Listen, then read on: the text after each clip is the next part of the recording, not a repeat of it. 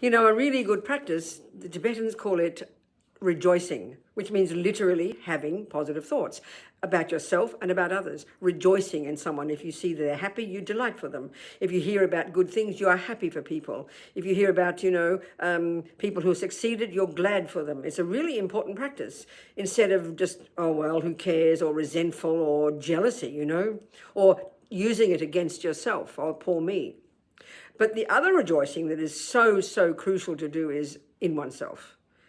And that's kind of sounds surprising to us, It doesn't come naturally to us. It's kind of the irony of ego that we are really continually having negative thoughts. We don't invite them, do we?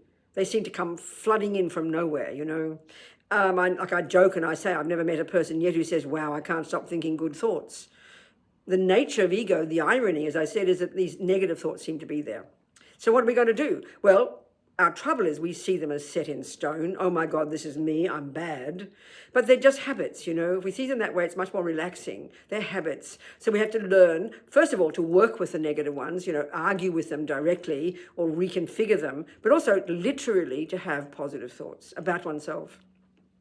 So instead of always thinking I'm not doing enough, I haven't done enough, I don't have enough, I'm not achieved enough, I'm not good enough, we think the opposite, literally, You don't force yourself. You've got to have the thoughts, and then every day if you have them, they grow. Remember, every thought counts. Nothing goes astray.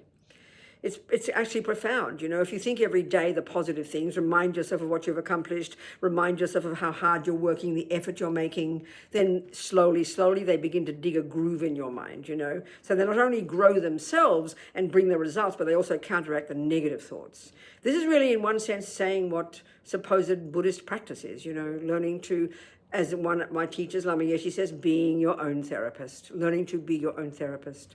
It works.